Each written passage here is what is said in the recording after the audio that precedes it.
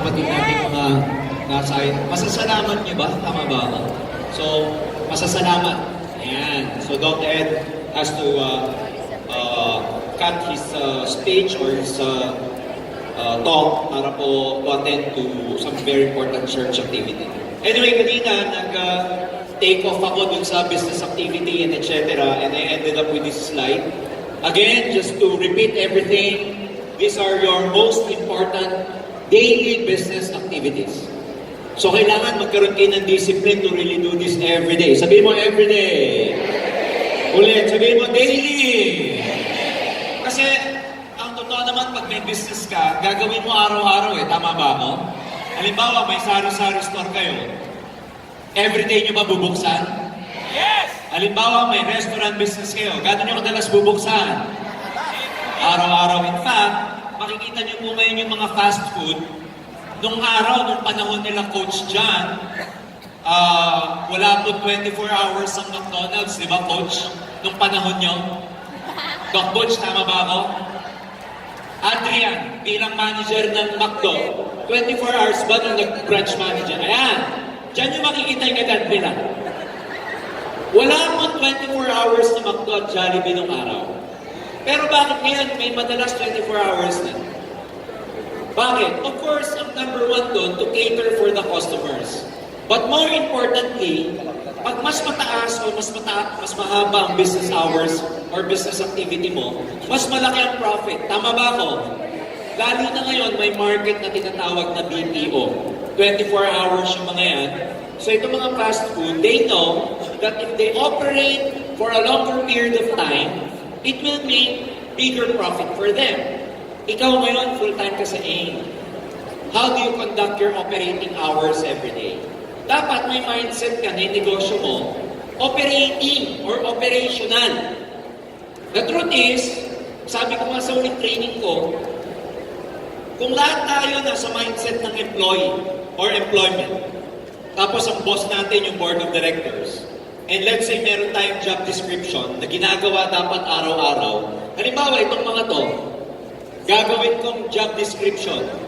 Pag sinabing job description, employment, tama ba? O, gawin natin job description to. Tapos ang boss natin yung mga board of directors. Na dapat sa job description, your daily task, dapat meron ka deliverables every day. O, gawin natin job description to.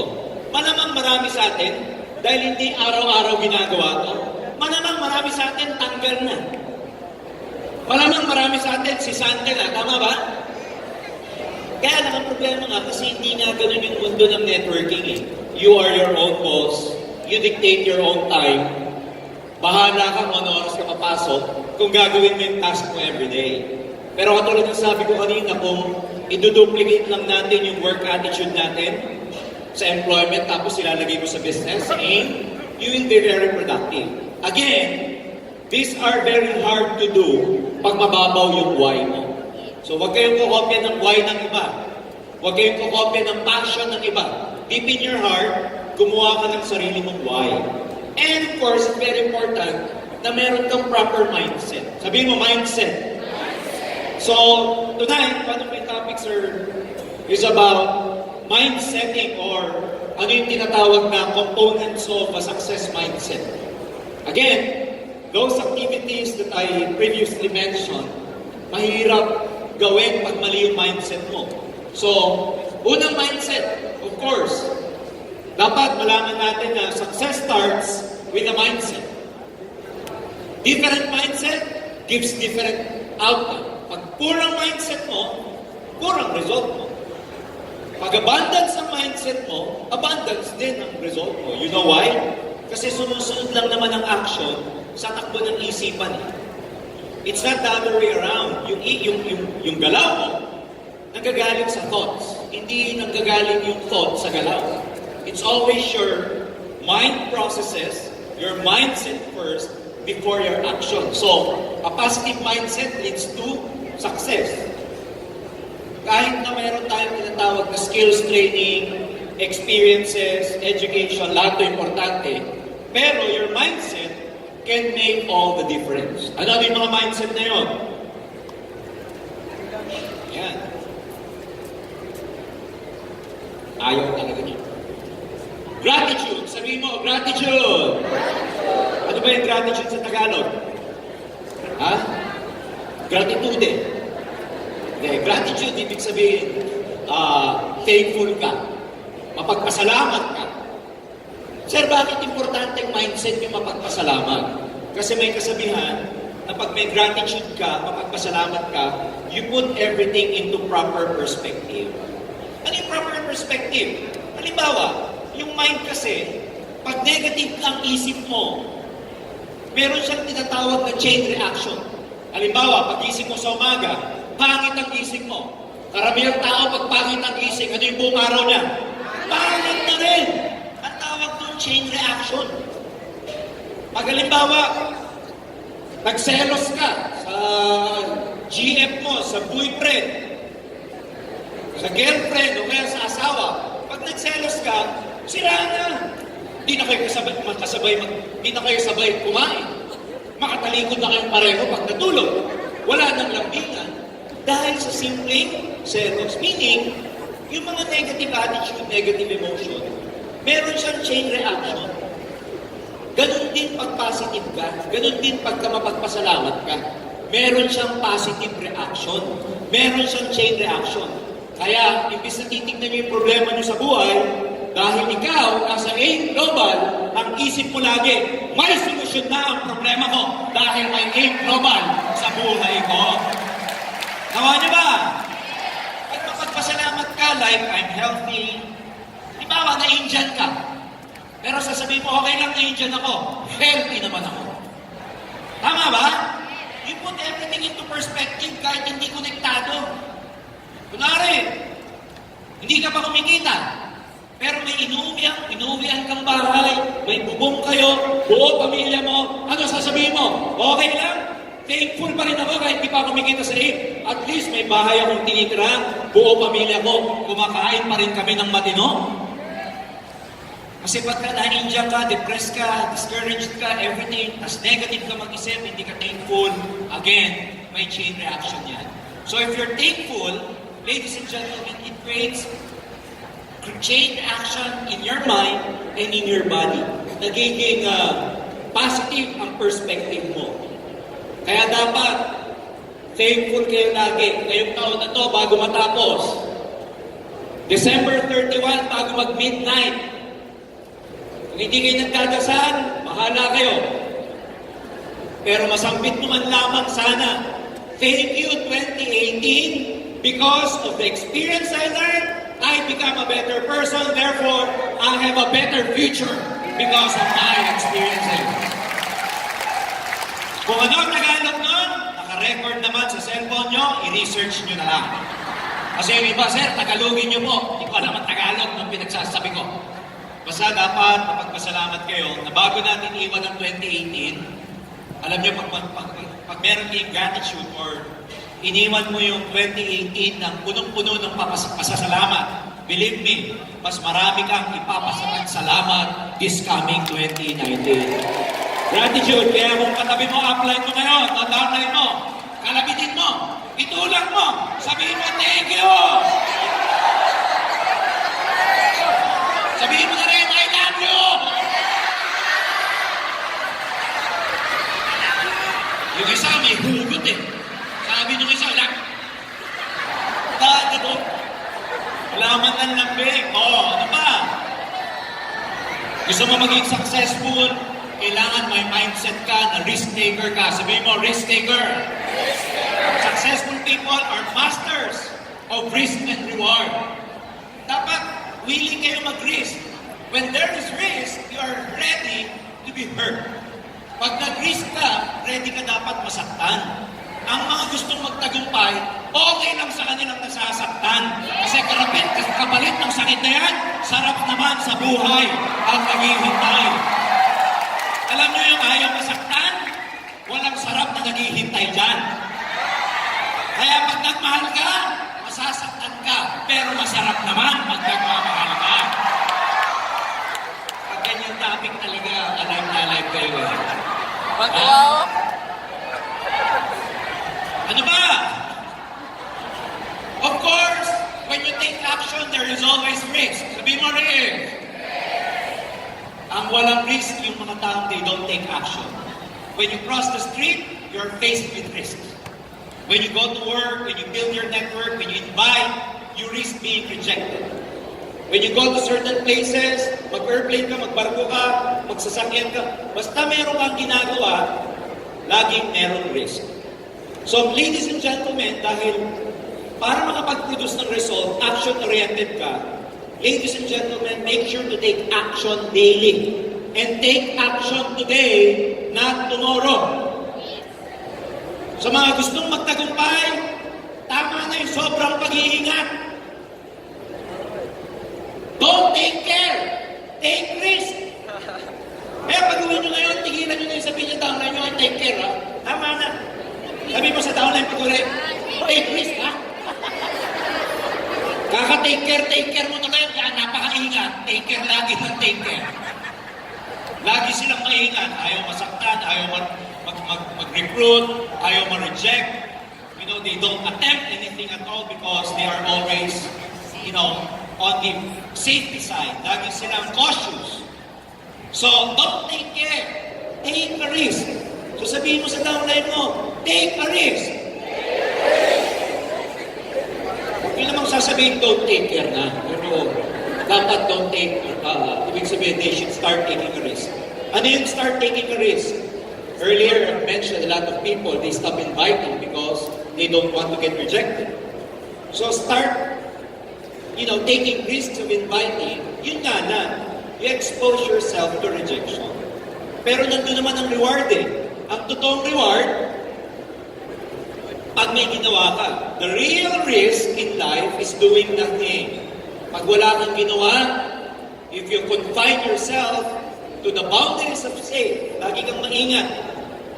Ayaw mong rekrutin yung mga high value kasi baka i-reject ka. Minsan, ang gusto mong rekrutin, yung madaling rekrutin. Ulitin ko, walang masama doon. Pero madalas, ang magiging agila nyo, yung mga napakahirap rekrutin. Yung mga negative, madalas, ang magiging sisiw at tarat ninyo, mga madaling rekrutin. Madalas, ang mga nagiging leader, madalas, yung kumakapit sa aim, yung nauna yung una sila, napakahirap nilang rekrutin. So the truth is, high risk, high yield. Mas mahirapan ka mag-recruit, mas agila yung nire-recruit mo, mas mahirap kumbinsihin. Pero pag nakumbinsi mo naman, yan ang magpapasabog ng grupo mo. Kaya, ito din sinabi ni YearEnd, meron kang prospect na ganitong profile, VP, etc. Meron kayong mga persuasion techniques na natutunan kanina, you apply them. What is your scapegoat? Tama na po yung reason natin. Tama na yung ginagawa nating procrastination o yung mga tinatawag nating hiding place. Yung tama na yung manya na habit, tama na yung ipinagpapabukas palagi. Diyan tayo nasisira. Bukas na lang. Saka na lang yung recruit ko. Saka na ako atin ng training. Saka na ako pupunta sa meeting. Saka na, we procrastinate. We waste time. And kaya maraming nagpo-procrastinate o yung tinatawag na dinidelay yung action because they are afraid. They are fearful. They are scared. At the very root of procrastination is fear. So anong sagot? Sabi ko nga kanina, sa unang slide previously, take action today, not tomorrow. The good thing is, pagka naman nasanay kayo na meron kayong activity lagi, hahanapin na po ng katawan nyo yan. Yung katawan na titrain yan physically, mentally. Pagka hinahanap mo na, makakausap niyo yung mga nag-gym dyan parati. Sa una, masakit. Sa una, nakaka-strain, masakit sa muscle. Pero nakakapagtaka, it's really painful, it's arduous, napakasakit sa katawan, nakakapagod, nakakahingan. Pero magugulat ka sa mga regular nag-gym, sasabihin nila, actually, hinahanap ko na yung pain. It becomes part of their being. It becomes part of their habit. So dapat matrain mo yung sarili mo na hanapin yung sakit.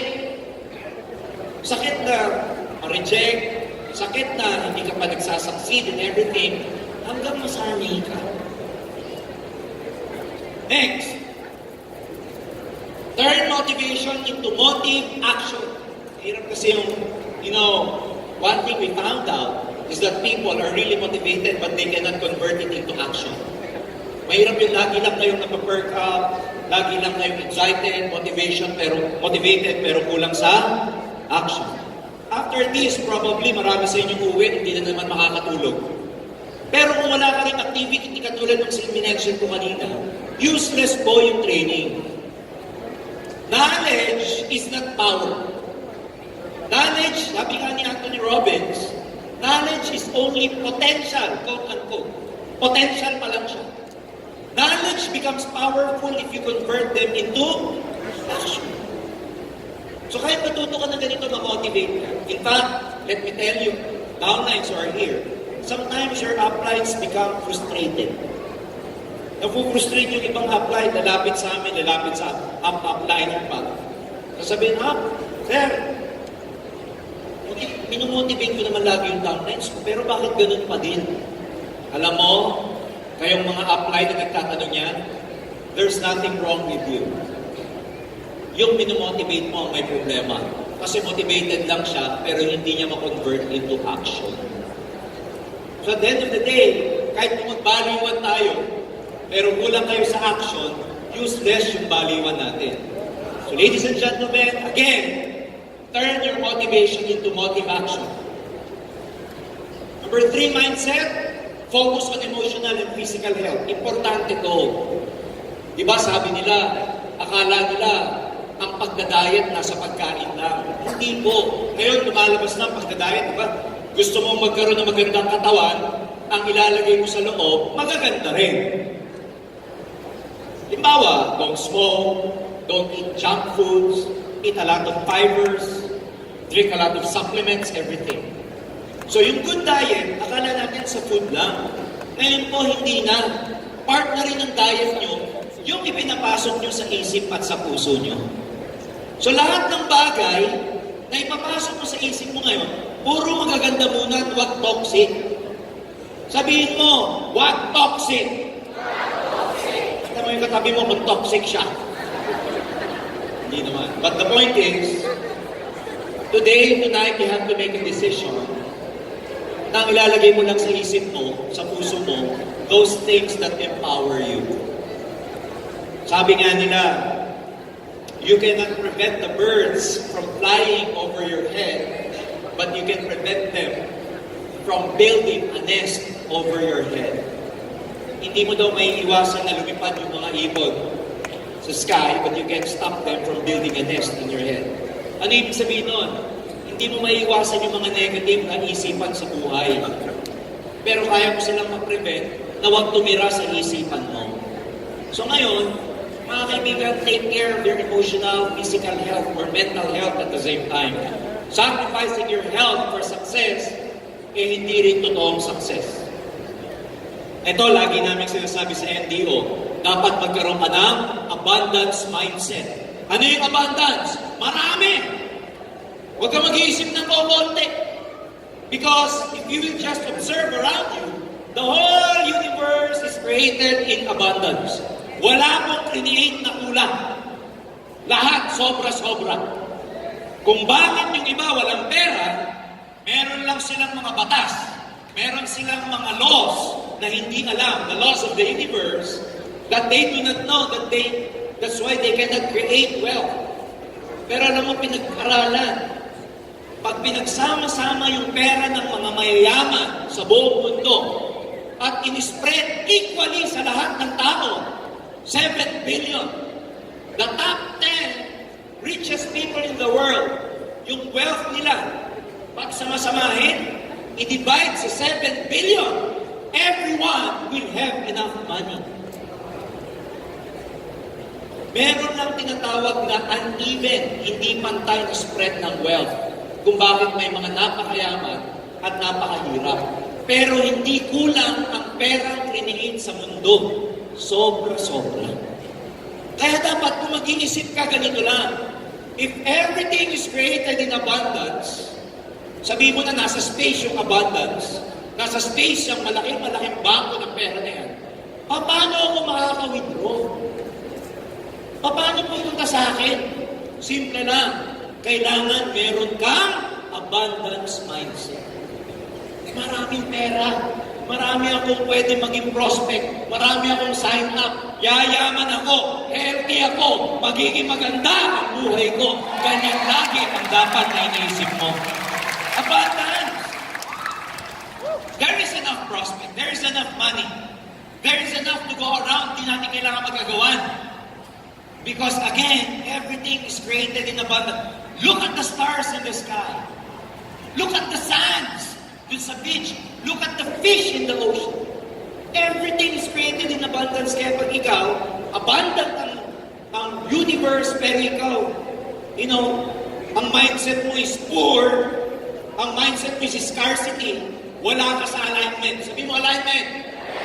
All you need to do to withdraw from this abundant universe, i-align mo yung isip mo doon. Paano ma-align? Stop having poor people's mindset. Stop thinking that there is no money, ang hirap ng buhay, wala akong pera, malas ako, ang itim ko, kung naisipin mo itim na. Abundance.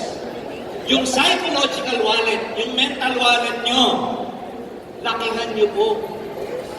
Kaya minsan, ang pain mo ko konti. Kasi yung psychological or mental wallet mo, ang laman lang ng mental wallet mo, 10,000, masaya ka na. 10,000, okay na, maka 10,000 lang ako this month. Yan tuloy ang binibigay din sa'yo ng universe. Kasi yun ang gusto mo. Magmula ngayon, lakihan mo yung mental wallet mo. Ang deserve mo, hindi 100, hindi 1,000. Ang deserve mo, multi-million ang deserve ng wallet mo. Grow! Another thing, sa isang success mindset, gusto mong mag-grow. Hindi mo lang gustong kumita ng pera, but at the same time, you want to also grow as a person, as a human being. You can't achieve anything new without growing in some way. And I'd like to focus on this. Kung hindi nag-grow ang income ninyo, isa lang ibig sabihin, hindi ka rin kasi nag-grow in terms of your mindset, in terms of your skills, in terms of your program, in terms of your patterns, in terms of your belief. Gusto mong mag-grow yung result mo, pero internally hindi ka nag-grow. Again, wala ka sa alignment. When you go tonight, focus on the alignment first. Because one of the laws of the universe is the law of correspondence, which says, sow within, sow without. Kung ano yung nasa loob, ano yung mechanism mo, internal dialogues mo sa loob, kung ano yung mental processes mo sa loob, yun ang nagmamanifest sa labas. Kaya pag hindi ka happy sa labas, money mo, hindi ka happy, relationship, health, job, everything, guess what? There's nothing wrong with these physical things. Doon ka sa invisible. Tumingin. Ano yung invisible? Isip mo, feelings mo, laman sa loob. So pag hindi nag-grow yung network, hindi nag-grow yung income, ibig sabihin, internally, hindi ka nag-grow. If you are currently stuck, naipit ka, nakastuck ka na dyan, hindi ka nag-move forward, something has to grow inside. Sabihin mo sa katabi mo, grow. Hindi masabi ng katabi ni Sunny Boy kasi hindi nag-grow sa akin. Sunny Boy, nakita ko yung katabi mo eh. Sabi ko, alitawan, nandito si Sunny Boy, nakaupo sila. Sabi ko, di ba? Sabihin mo sa katabi mo, grow. Yung katabi ni Sunny Boy, nandito si Sunny Boy. Sabi ng katabi niya, grow. Hindi ni Sunny Boy sinabi. Palakpakan niyo po si Sunny Boy Atas. Yan. Tayo ka naman, tayo ka, kaway ka. Tayo po, tayo ka na. Nakatayo na ba yun? Isama sa mga napakasisipag na distributor natin. Ito, ang isang mabuting mindset o magandang mindset is that ready ka lagi nagkakamali, ready ka dapat lagi nabibigo. Because the truth is, failure is part of your success. Hindi opposite, hindi ka baliktaran. Failure is not the opposite of success. Failure is part. Mistake is part of your success. Kaya pag ikaw nabibigo, hindi pa kumikita at nagkakamali, parte yan ng pag-angat mo dito sa global. Ha? Bakit? Ang tao, pinag-aralan, human being as we are, we learn from painful experiences. Natututo ka lang pag nasasaktan. Kailan ka nasasaktan? Pag nagpakamali. Kailan ka nasasaktan? Pag nabibigo. Kaya maganda po, lagi kayong sasaktan para matuto. Pero yung iba, ilang beses nang nasawi, hindi pa rin natututo. Iwan ka na ng ilang beses, mahal mo pa rin.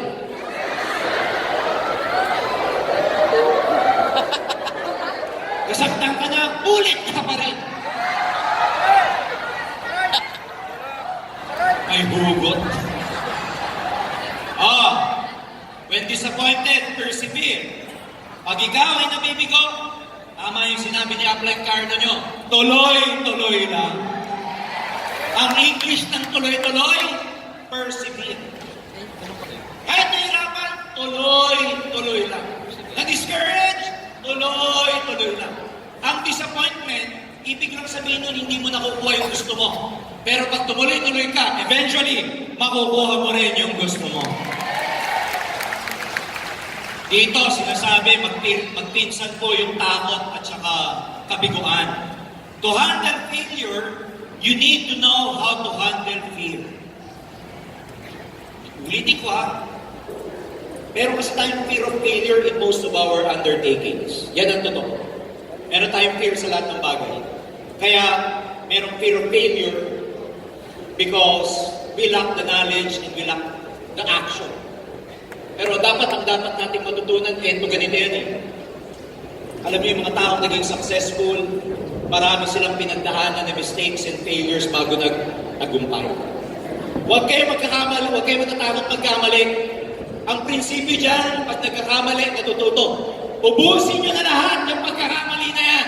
Kasi pag ubos na yan, puro tama na ang gagawin ninyo. Pag masyado ka maingat tayo mo magkamali, hindi mo nadidiscover yung tama. Madidiscover mo kasi yung tama pag nagkakamali ka. Ako, pag nawawala sa pagdadrive, o di dahil nawala ako, may na-discover akong bagong ruta. Tama ba? Pag nagkamali ka sa exam, tignan mo mabuti to, pag nagkakamali ka, pagkatapos ng exam, alam mo yung sagot pag nagkamali ka. Hindi mo malalaman yung sagot pag di ka nagkamali. Kaya ulitin ko, commit as many mistakes as you can until they run out, hanggang maubos. Dahil pag ubos na yan, puro tama na ang gagawin ninyo. Ha? Gawin nyo na lang fertilizer yung failures ninyo. Because if you avoid failure, ladies and gentlemen, you also avoid success. Pag nabigo ka, huwag mo i-identify yung sarili mo doon. Problema natin kasi pagka ikaw bumabagsak sa exam, ina-identify mo yung sarili mo sa pagbagsak mo. Paano? Ang bobo ko talaga. Pag hindi mo na pa-sign up, ang hina ko talaga. You identify yourself to your failures. Huwag dapat. Hindi naman ibig sabihin, hindi nag-sign up yung tao, hindi ka na magaling eh. Maraming hindi nagsa-sign up kasi ayaw lang talaga nila. Hindi dahil hindi ka magaling o hindi ka magaling mag-closing. Pag ayaw nila, choice nila yon. It has nothing to do with you. Pag gusto nila, choice din nila yon. Whether gusto o ayaw, pagkatapos niyong kausapin, mag-join o hindi, mga kaibigan, believe me, you have nothing to do with it. Choice ng tao yun.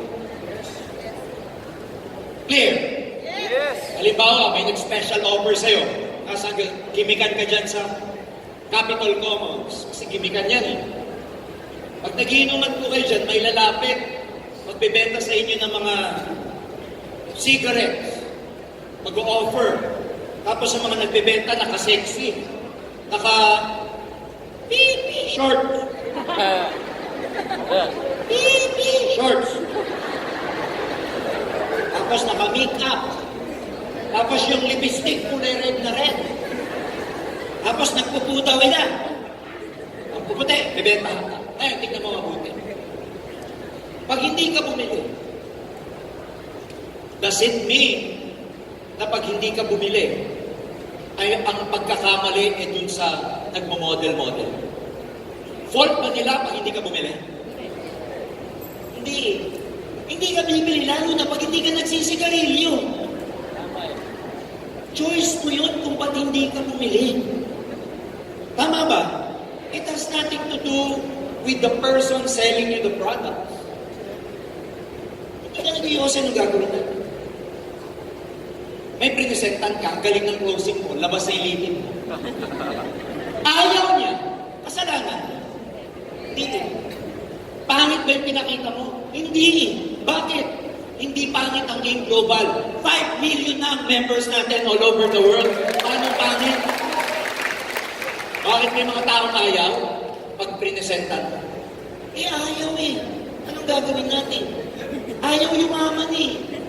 Gusto lagi dukhain ang gagawin mo. Anong gagawin mo?